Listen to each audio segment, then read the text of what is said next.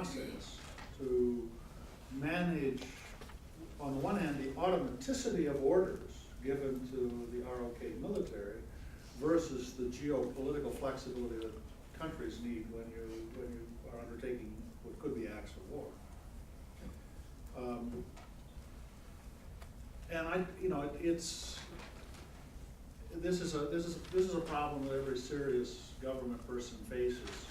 Deterrence depends on high confidence of what comes next. Deterrence really does depend on knowing what's going to happen. But governments do have to have flexibility to avoid being on a conveyor belt to war. And I think it was an effort to try to reconcile those two. I don't think it's happened happily, and I think we need to work on this. Obviously, we cannot automatically say a firefight that escalates at the local level automatically guarantees America will start flying 1,000 airplanes and go to war the next day. I mean, we're going to have some mechanism that strikes balance to that. And I think they tried to capture that in this agreement. But I agree that what they did was they largely just promulgated the statement and then haven't spent much time talking.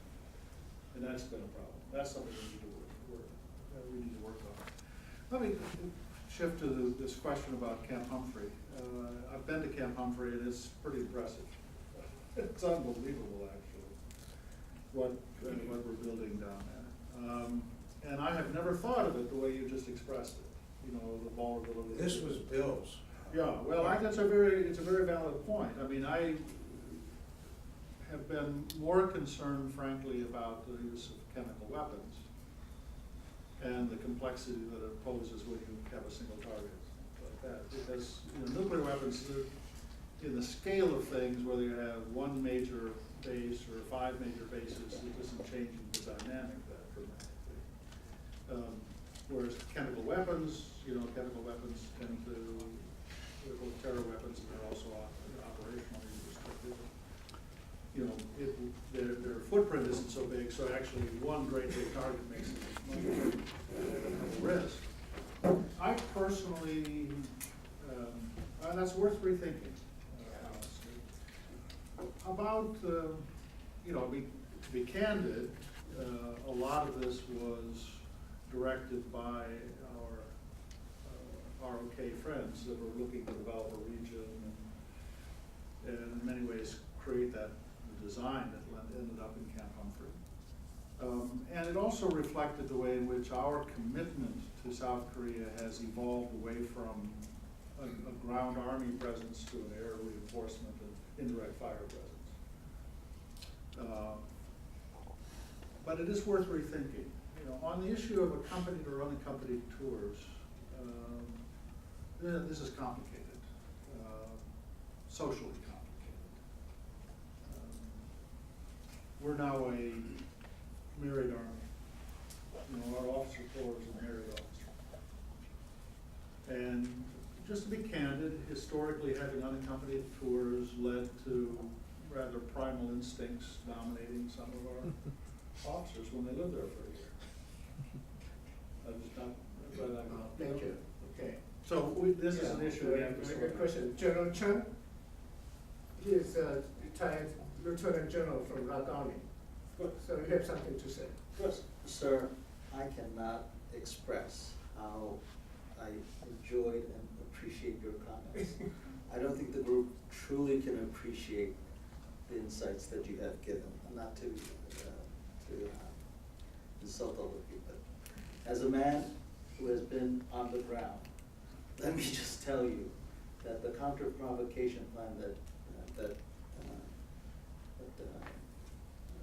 Larry spoke of, to the ears of the thousands of South Korean troops stationed at the front lines, they're not hearing counter-provocation plan. They're hearing be immediate, accurate, and be sufficient. That means if a round hits your unit, fire 100 rounds. Now they've reduced it to 3, but this is very, very complicated and sometimes very concerning to people who need to think about the consequences of such actions. And the other downfall is that in many cases, it is interpreted into that the alliance restricts self-defense, which is absurd. The alliance does not restrict self-defense at all. Having said that, my question to you is, you said strategically not as bad as it looks. Can you elaborate on that comment? Well, what I mean by that, General, is you know, I never thought in my lifetime I would live to see where the president of China visited Seoul before he visited Pyongyang. I never thought in my lifetime that would happen. I never thought there would be a time when the president of South Korea would be invited to Beijing before the Kim, whoever Kim is in charge, you know. You know, there has been a real shift in how the Chinese are thinking about this. Now, they don't want North Korea to collapse, and they do want North Korea as a buffer. They want China, they want Korea divided. It's a cynical thing that they want for their own interests. But we're seeing a strategic alignment of their interests and our interests and ROK's interests that we haven't seen before. Now, will they be willing to take the next step to put more pressure on the North over their nuclear program? So far, they use one stance as, well, we don't really have that much influence over it. I think that's nonsense. So I think they haven't been willing to take that next step. But I'd say if you were compared to China's attitudes of 10 years ago and China's attitudes of today over how they look at North Korea, it's a huge change for the better in our direction. So in that sense, I say strategic. Thank you, Tom.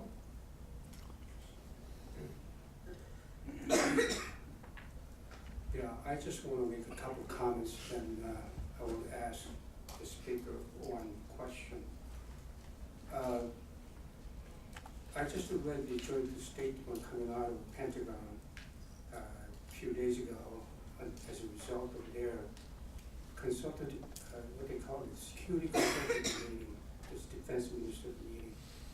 Everything is the same as it has been for the past at least 15, 20 years, except two points. One, on the issue of that, he made it clear that it's not targeting any third country on a parent message to China in regard to what you said.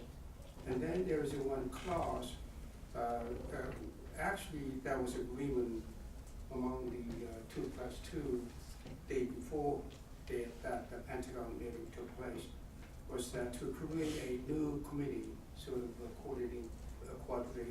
coordinating committee on extended deterrent.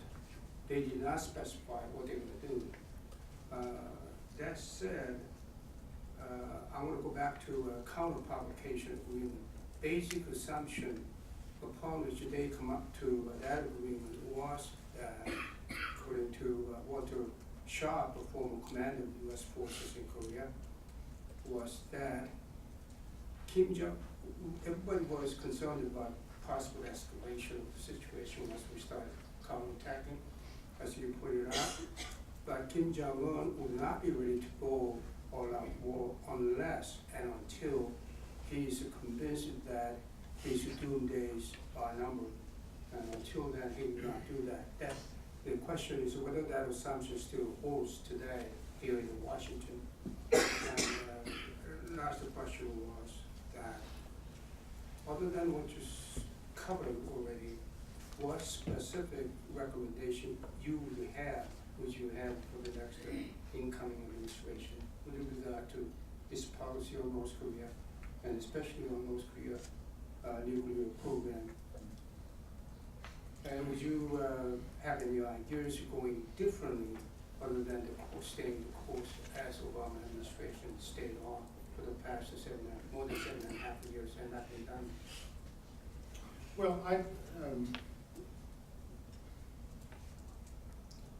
I do think the most serious issue that I worry most about is the question questioning among South Korean leaders that they can count on the United States' nuclear guarantee.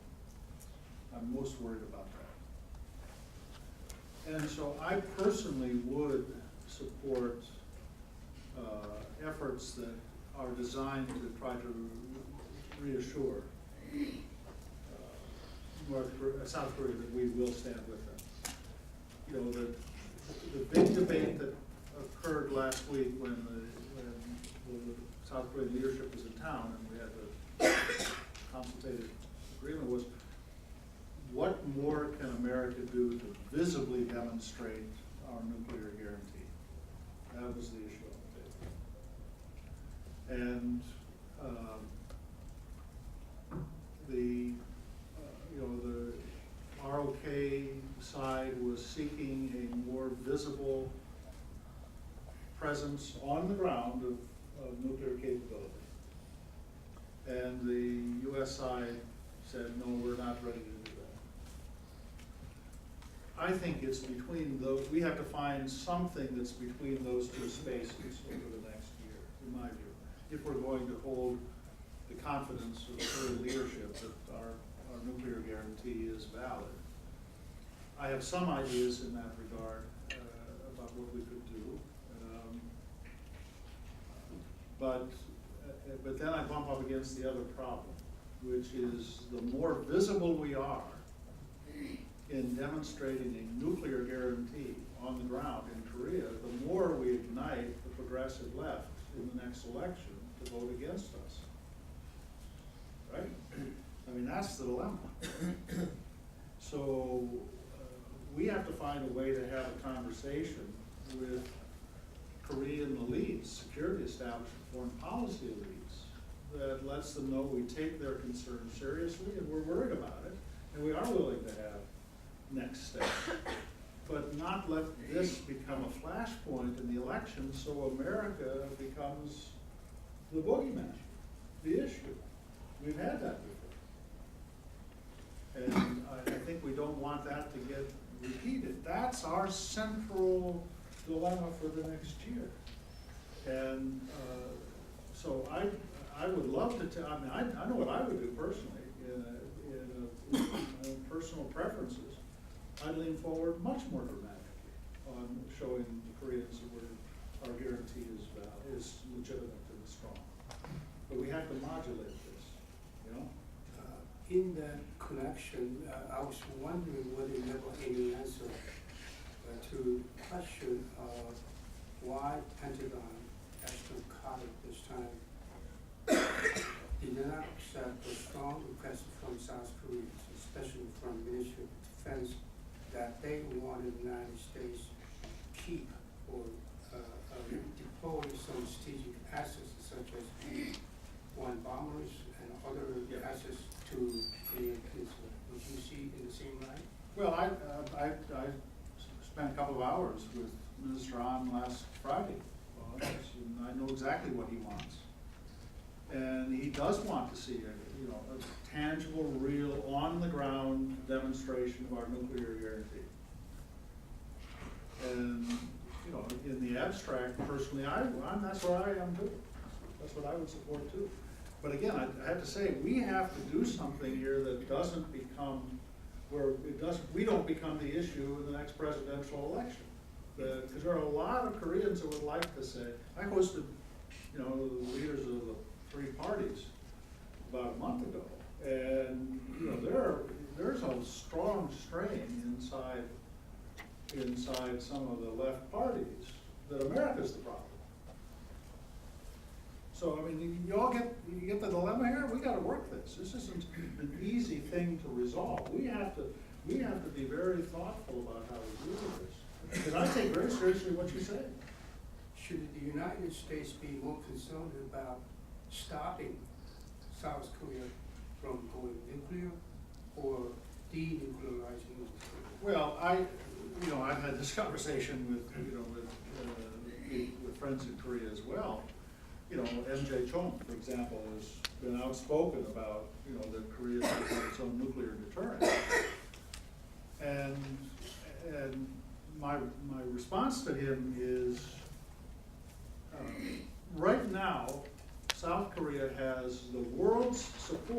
sympathy because of illegitimate activity by the North. Why would you undermine your legitimacy in your campaign to stigmatize and contain North Korea? Because right now you can count on our nuclear deterrent. I really believe that.